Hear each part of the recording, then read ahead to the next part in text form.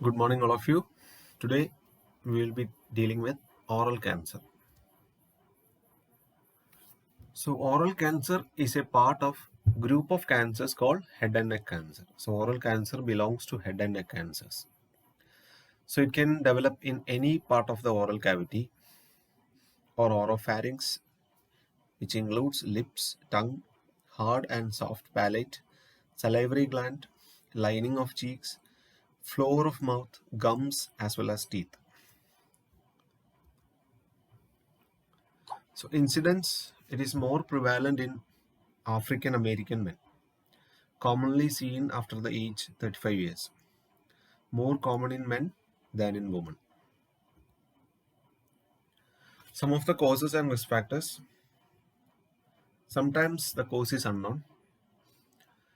Most common cause is telling it's tobacco use, alcoholism, chronic irritation due to any of the irritants, sun exposure, personal history of head and neck cancer, HPV infection, advancing age, gender, common in men, already told, Plummer-Vinson syndrome. It's a rare syndrome which is occurring due to iron deficiency. So it's also associated with stomach cancer. And in oral cancer also it is associated because the iron deficiency will leads to iron deficiency anemia, and it can irritate the mucosa. Hence it can be a causative factor for oral cancer. Other type of risk factors are organ transplantation, antigen antibody reactions, like graft versus host disease. So many reactions can occur as a part of this reactions. This can contribute to oral cancer.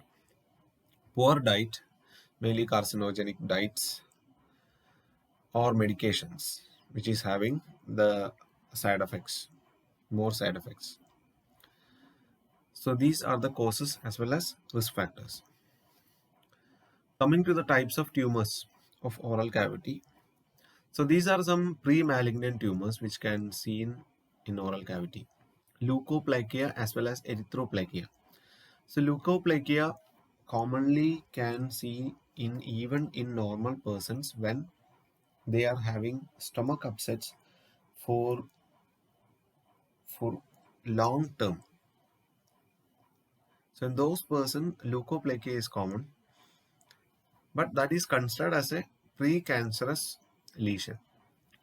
But it is not precancerous lesions in all the persons. If the person is treating that gastric upset, and if it is getting cleared, this leukoplakia will vanish. So leukoplakia, it is a potentially precancerous yellow, white or gray white lesion which can occur in any region of the mouth. So erythroplakia is red, velvety patch that commonly indicates early squamous cell carcinoma. So when person is having erythroplakia, that is a real risk factor. It can be converted to oral cancer. So these lesions are termed as pre-malignant tumors. So you can see the picture of leukoplakia, whitish gray or grayish white, whatever. Erythroplakia, reddish velvety appearance. Next, the staging of oral cancer. So TNM classification, TX, the primary tumor cannot be assessed. T0, no evidence of primary tumor. TIS, tumor in place or confined to the oral cavity. T1 means the primary tumor is 2 cm or smaller in diameter. T2, the tumor will be between 2 to 4 cm. T3, more than 4 cm. T4 means any size, but it may invade to nearby structures. So that is the expansions of T or staging of T. Next is lymph nodes, involvement of lymph nodes. NX means lymph node cannot be assessed like TX. N0, the cancer has not spread to lymph node. There is no metastasis to the lymph node. N1 means the cancer is spread to one lymph node which is smaller than 3 centimeter in diameter. N2 is again divided into N2A, B and C.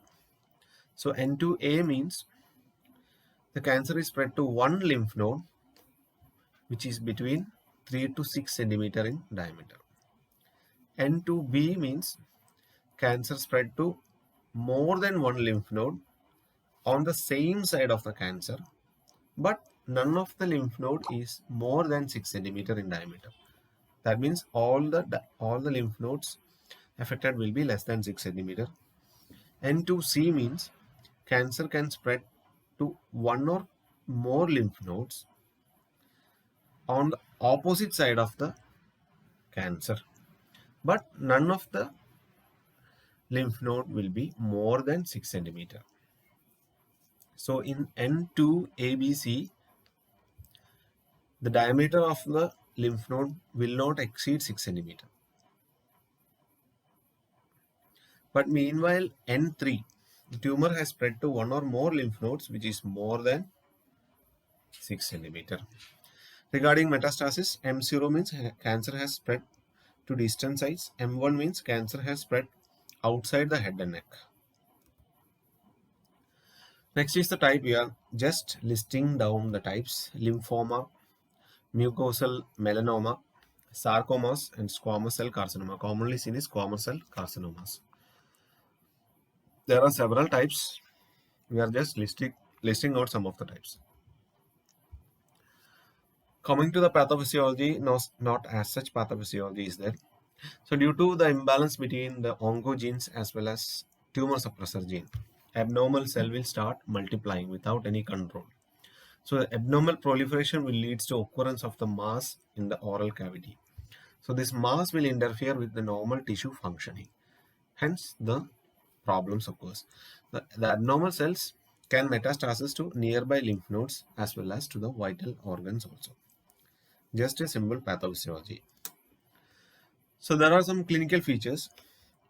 The masses or the sore or lesions which is forming in the mouth will be painless. So painless sore or mass that will not heal.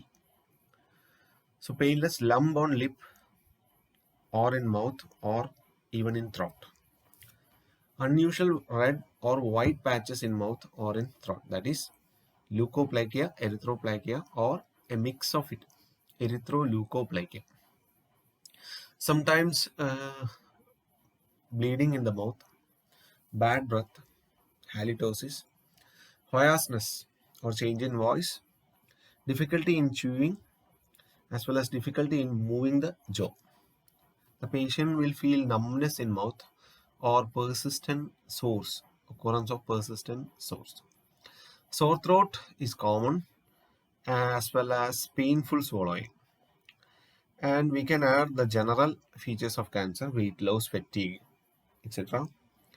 Sometimes the patient's jaw side will be swell. Sometimes the patient can feel pain in one ear without hearing loss. So these all are the clinical features.